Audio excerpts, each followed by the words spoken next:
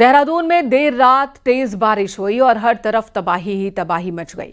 शहर के जिस किसी भी इलाके से नदी नाले गुजरते हैं वहां से नुकसान की ही खबर आई। पर्यटन स्थल हो सहस्त्रधारा या फिर दूसरे इलाके, वहां पर भारी नुकसान हुआ है। सहस्त्रधारा में देर रात बादल फटने की वजह से नुकसान ज्यादा हुआ। पानी का बहाव इतना था कि इसकी जद में कई होटल्स, रिजॉर्ट, मकान, दुकानें आई हैं। 5 लोग लापता बताए जा रहे हैं। मौके पर रेस्क्यू टीम मौजूद है और राहत बचाव का काम भी जारी है। तमसा नदी के किनारे बसा टपकेश्वर महादेव का मंदिर भी पूरी तरह से जलमग्न हो गया। दूसरी तरफ माल देवता इलाके को जोड़ने वाली सड़क बाढ़ में बह गई है। मुख्यमंत्री धामी ने आपदा प्रभावित क्षेत्रों का जायजा लिया। पीएम मोदी और गृह मंत्री अमित शाह ने सीएम धामी से फोन पर बात की और बादल फटने से आई तबाही की जानकारी ली।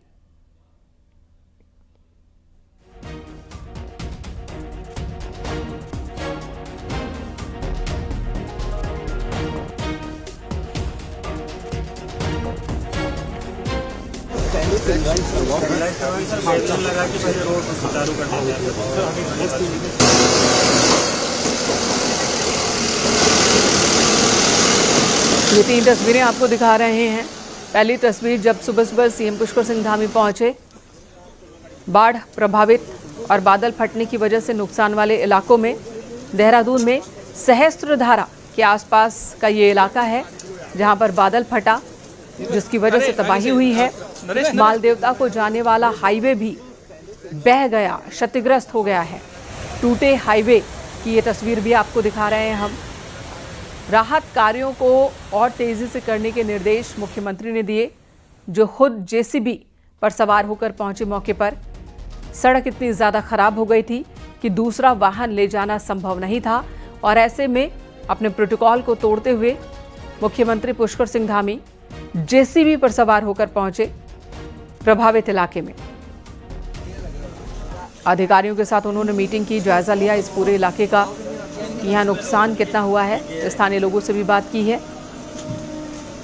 देहरादून के बागड़ी नाला के पास सहस्त्रधारा वाला इलाके में बादल फटा, जिसके बाद नदी में उफान आ गया और उफान की चपेट में कई मकान, दुकान आ गए।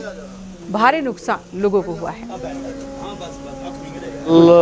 रात्रि को जो तेज बारिश हुई है उससे हमारे यहाँ की सभी नदियाँ उफान पर हैं और कई जगह बादल फटा है। करीब 25-30 स्थानों पर सड़क पूरी तरह से बह गई है। घरों को बहुत नुकसान हुआ है, सरकारी संपत्तियों को नुकसान हुआ है और पूरा जनजीवन अभी अस्त व्यस्त है। उसको सामान्य करने के लिए सभी प्रयास किए जा रहे हैं। बहुत सारे संपर्क मार्ग कट गए हैं। अभी नदियों का जो जल स्तर है वो भी काफ़ी बढ़ा हुआ है। पुल भी खतरे की जद में, आप देख रहे होंगे। ये हमारा सोंग और बांदल पर बांदल 2 नदियाँ यहाँ पर मिलती हैं, तो उस पुल को भी खतरा हो गया है। उसका जल स्तर कम होगा। हम लोग सभी विभाग हमारे युद्ध स्तर पर काम कर रहे हैं, सभी कोऑर्डिनेशन कर रहे हैं।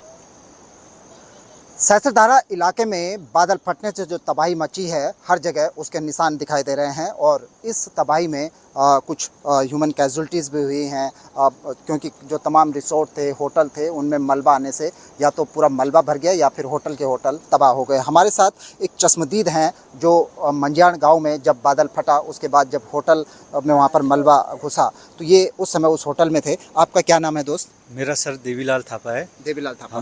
जिस होटल में थे क्या नाम है उस होटल? वो कौथिक विला था सर। अच्छा, कौथिक विला था। तो हम रात को सोए थे खा पी के। कितने लोग थे आप? हम 2 ही लोग थे सर। अच्छा, रघु नेगी और वो शेफ थे और मैं वेटर का काम करता था सर उधर। ठीक है। तो रात को सोए थे हम खाना पीना खा के। उसके बाद सर जैसे हम सोए तो पानी ने एकदम बाहर फेंक दिया हमें रूम से। अच्छा। तो हम उधर एक बड़ा दीवार था, 8-9 फुट का दीवार, हम उसके ऊपर चढ़ गए। लेकिन वो सड़क के वजह से ऐसी सड़क थी वहाँ पे जो वहाँ से पूरा भयंकर वो दीवार छू रही थी सर, इतना पानी आ रहा था। ठीक है। तो उसके बाद वो दीवार भी गिरा दिया सर। अच्छा। जैसी दीवार गिरा सर उसके बाद वो मुझे पता नहीं चला कि वो किधर गया सर। अच्छा, जो रघु आपके साथ था से? हाँ जी सर। वो चले गए सर, या पता नहीं जिंदा है या कुछ हो गया उनके साथ। अच्छा, तो मलबे के साथ बह गए? हाँ जी सर। देहरादून में बादल फटने के बाद तबाही, की जानकारी सीएम पुष्कर सिंह धामी ने ली और इलाके के लोगों से भी बातचीत हम आपको दिखा रहे हैं, हमारे सहयोगी की, जिन्होंने बताया कि जब बादल फटा उसके बाद क्या स्थिति बन गई। यहां पर नदियों में उफान कई जगहों पर, जिसकी वजह से हालात ज़्यादा खराब हो गए हैं। देहरादून के अलग अलग इलाकों में तबाही मची है, कई लोग लापता बताए जा रहे हैं, उनकी तलाश चल रही है। साथ ही अलग अलग जिलों के लिए देहरादून, चमोली, चंपावत, उधम सिंह नगर, बागेश्वर और नैनीताल के लिए आज के लिए भी येलो अलर्ट जारी किया गया है। यहाँ पर क्लास 1 से लेकर 12 तक के स्कूलों को बंद रखने का आदेश दिया गया है। सीएम पुष्कर सिंह धामी ने खुद पूरे इलाके का जायजा लिया है। एनडीआरएफ, एसडीआरएफ की टीमें इस वक्त राहत काम में जुटी हुई हैं।